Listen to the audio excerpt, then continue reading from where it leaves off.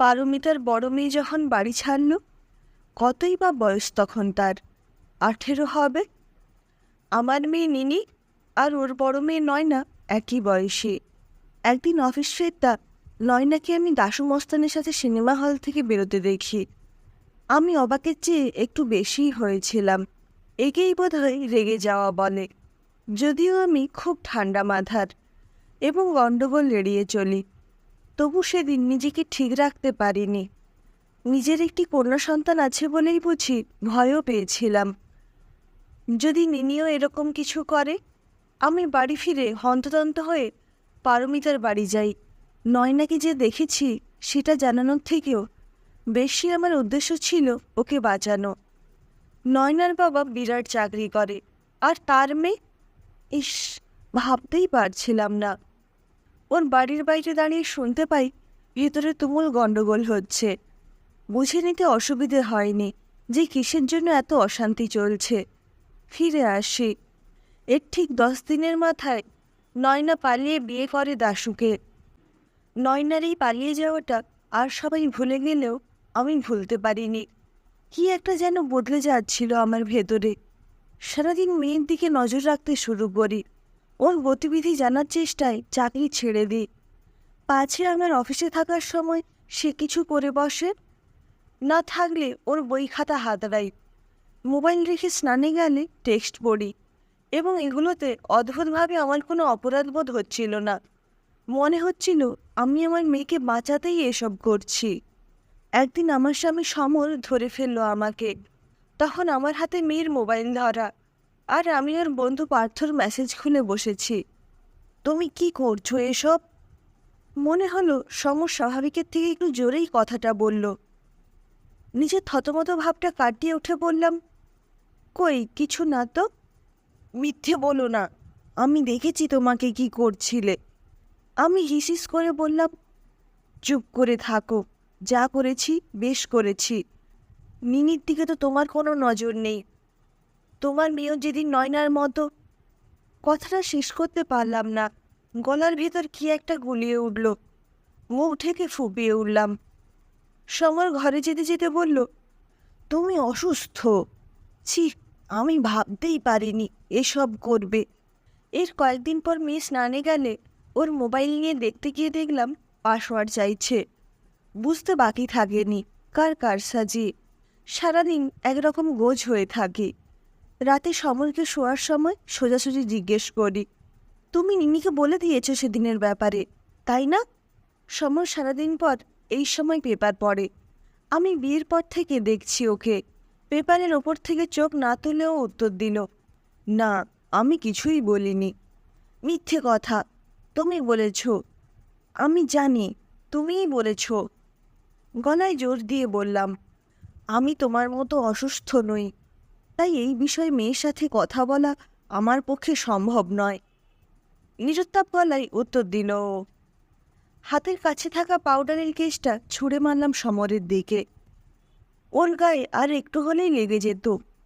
ও চমকে উঠল, কিন্তু কিছু বলল না। তারপর ঘর থেকে বেরিয়ে গেল। নিজের মাথার চুল ছিঁড়তে ইচ্ছে করছিল আমার।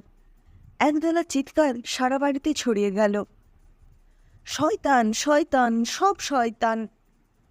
এতটা বলার পর একটু দম নিলেন মানসী সেন। টেবিলের অপর দিকে বসে থাকা সাইকোলজিস্ট অমিতাভ রায় ভ্রু কুঁচকে জিজ্ঞেস করলেন, কেন মারলেন নিনি আর সমরকে? ক্ষিপ্ত দৃষ্টিতে খেকিয়ে উঠে মানসী বললেন, বেশ করেছি। আমার বিরুদ্ধে মেয়ে আর বাবা প্ল্যান করছিল। আমি ওই মেয়ে ওই সংসারের জন্য কি করিনি, তাই বলে খুন? আপনি শুনেছিলেন ওরা কি কি ভাবছিল আপনার জন্য? ডাক্তার অমিতাভ রায় খুব নরম করে প্রশ্নগুলো করলেন মানসীকে। আবার বলতে শুরু করলেন মানসী, হ্যাঁ, সেদিন সকালে আমি মেয়েকে টিউশন থেকে আনতে গেছিলাম। মেয়ে আর সমল ততদিনে আমাকে অনেক দূরে ঠেলে দিয়েছে। একা লাগতো আমার। ওদের সমস্ত জিনিস ওরা গুছোতে শুরু করেছিল। আমাকে কিছুতে হাত দিতে দিত না।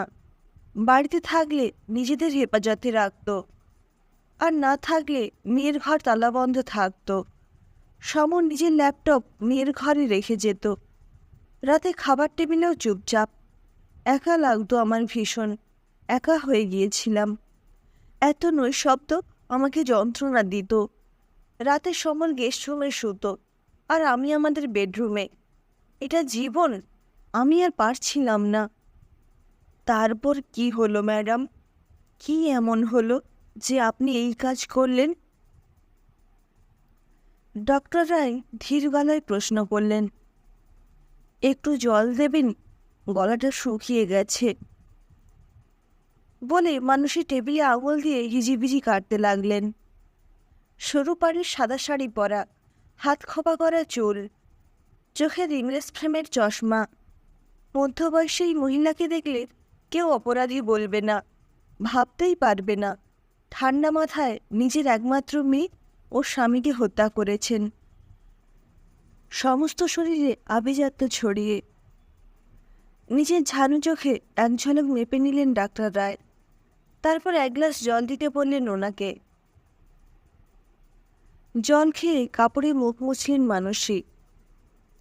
জানেন, গত 2 মাস আগে বাজার করতে গিয়ে শুনি পারমিতার মেয়ে নয়না আত্মহত্যা করেছে।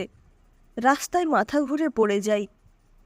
চেনা পরিচিত কিছু মানুষ আমাকে পৌঁছে দেন বাড়িতে। সমর ও মেয়ে দুজনেই আমার খবর শুনে বাড়ি চলে এসেছিল। ডাক্তার আমাকে ঘুমের ওষুধ দেন। তখন বেশ তন্দ্রাচ্ছন্ন। শুনতে পাই বাপ মেয়ে বলাবলি করছে। তোর মাকে নিয়ে আমাকে এবার কিছু একটা ভাবতে হবে। সমরের গলা পেলাম। বাবা, আমিও আর পারছি না, ডু সামথিং। মেয়ে ফিসফিস করে বলল, কাল বাইরে মিট করে কথা বলছি আমরা, বুঝলি নিনি? ওকে বাবা। আমি তার ঠিক 2 দিন পর মেয়েকে কারোর সাথে খুব আস্তে কথা বলতে শুনেছিলাম। আমি বুঝেছিলাম আমি ওদের না মারলে ওরা আমাকে মেরে ফেলবে। আপনি ভুল বুঝেছিলেন মানসী, ওরা আপনাকে বাঁচাতে চেয়েছিলেন। ডাক্তার রায় বললেন। না, মিথ্যে কথা, সব সব সব মিথ্যে। আপনারা মিথ্যেবাদী। উত্তেজিত হয়ে উঠলেন মানসী। শুনুন আমার কথা, একটু শান্ত হন। আপনার মেয়ে ও স্বামী আপনার চিকিৎসা করাতে চেয়েছিলেন, আপনি যাতে সুস্থ হয়ে ওঠেন। আপনার এই মানসিক অস্থিরতার উপযুক্ত চিকিৎসা দরকার। বাচ্চা মেয়েকে সামলানোর মতো করে বললেন ডাক্তার রায়। আমি পাগল নই। আমি আমার মেয়েকে সুরক্ষিত রাখতে চেয়েছিলাম, আমার সংসার সাজিয়ে রাখতে চেয়েছিলাম। এখন ওরা সুরক্ষিত। আমার ছোট্ট মেয়ে, আমার সমর এখন সবসময় ভালো থাকে। আমাকে বলেছে। এই তো আমার কোলেই বসে নিনি। আর সমর আমার পাশের চেয়ারে। ফাঁকা চেয়ারের দিকে তাকিয়ে মহিলা বিড়বিড় করে বললেন, এই সমর, বলো না তোমরা ভালো আছো? ওকে নিয়ে যান নার্স। ডাক্তার রায় তার সহযোগীকে বললেন। রাতে খাওয়ার টেবিলে স্ত্রী মনামিকে অস্থির দেখে অমিতাভ জিজ্ঞেস করলেন, কি হয়েছে? জানো, আমি মিমোকে থাপ্পড় মেরেছি। মিমো ওদের একমাত্র ছেলে, কোনোদিন ওর গায়ে হাত তোলেননি ওরা। আজ কি এমন হলো? কি করেছে মিমো? মিমো প্রেম করছে, হাঁপাতে হাঁপাতে বলল মনামি। তুমি কি করে জানলে? খেতে খেতে জিজ্ঞেস করলেন অমিতাভ। ওর মোবাইল হাতড়ে, মনামি বলল। চমকে উঠলেন অমিতাভ। ওর সামনে চেয়ারে যেন মনামি না, মনীষা বসে। আমি ওকে সুরক্ষিত রাখতে চেয়েছিলাম। কথাটা মনে পড়ে গেল ওর। এক ছুটি বেসিনে গিয়ে হড়হড় করে বমি করে ফেললেন শহরের বিখ্যাত ক্রিমিনাল সাইকোলজিস্ট। পেছনে দাঁড়িয়ে মনামি চেঁচাচ্ছেন, কি হলো? ছেলের রাগ আমাকে দেখাচ্ছ? বলো কি হলো? বুকের নিচ থেকে ব্যথাটা তখন ক্রমশ অসাড় করে দিচ্ছিল অমিতাভকে।